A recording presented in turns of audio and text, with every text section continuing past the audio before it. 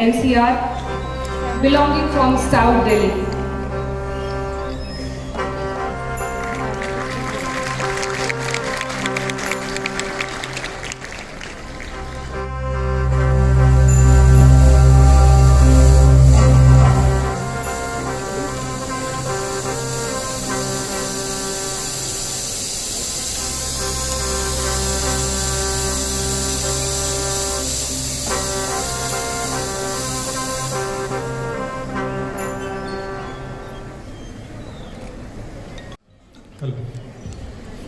Good afternoon once again.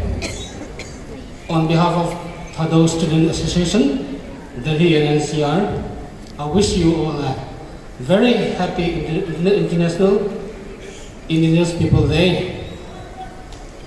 My heartfelt thanks goes to the organizing committee for giving us this wonderful opportunity and time to perform, to showcase our valuable traditional dance. As we are going to perform Thadou traditional dance, I would like to say on a few lines about the Thadou tribe. Who are the Thadous and where are they from? The Thadou tribe is one among the many tribes of the Kuki-Chin Mizo group in the northeastern state of India. They are mostly found in the state of Assam, Nagaland and Manipur. The highest concentration being in the state of Manipur. It got its Thadou tribe recognition in the year of 1956.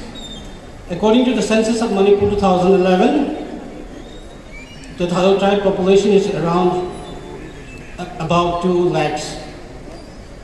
And today we are going to perform one of the most modern Thadou traditional dance. Thank you so much for this opportunity once again, and kindly enjoying the traditional dance. Thank you.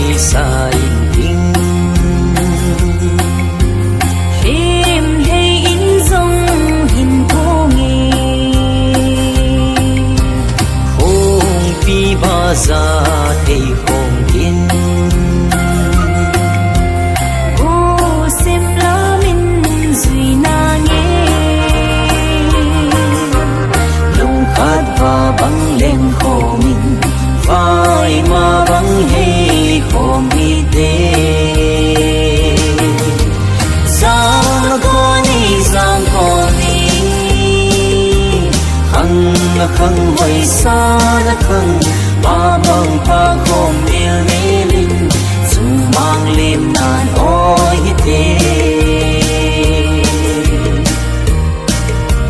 a thang ai tin sem go mo sim le mala khan no go sel băng lên din nei se mo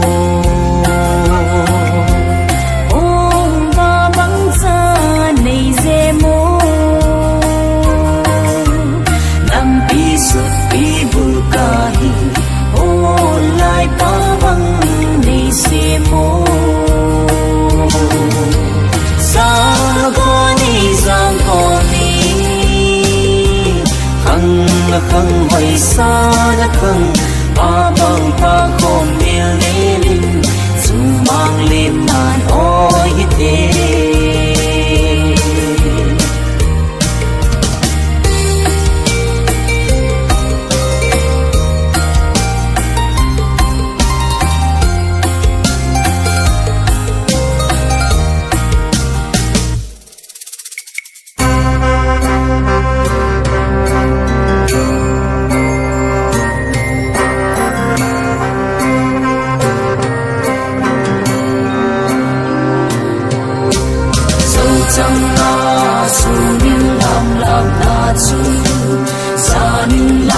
lam na chun nang sa nin ge lom zo ge zo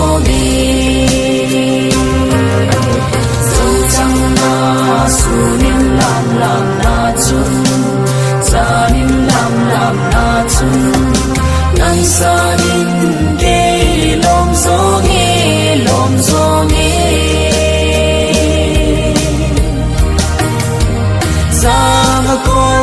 giang cô đi khăng hoài xa đã khăng ba bằng ba con điêu đi linh dù mang lên hàn ôi thế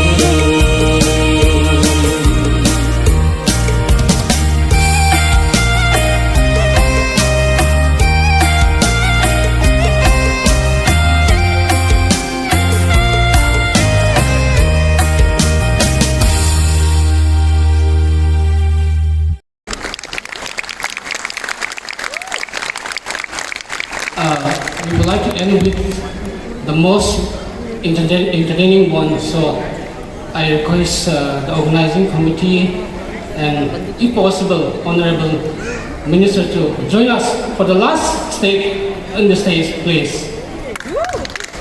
Thank you. Thadou Tribe is the largest single tribe in Manipur. That's I forgot to mention when I was giving my speech. Thank you so much, sir. And I would like to request the committee also, please kindly join. Let's have a few steps of the Thadou Tribe dance.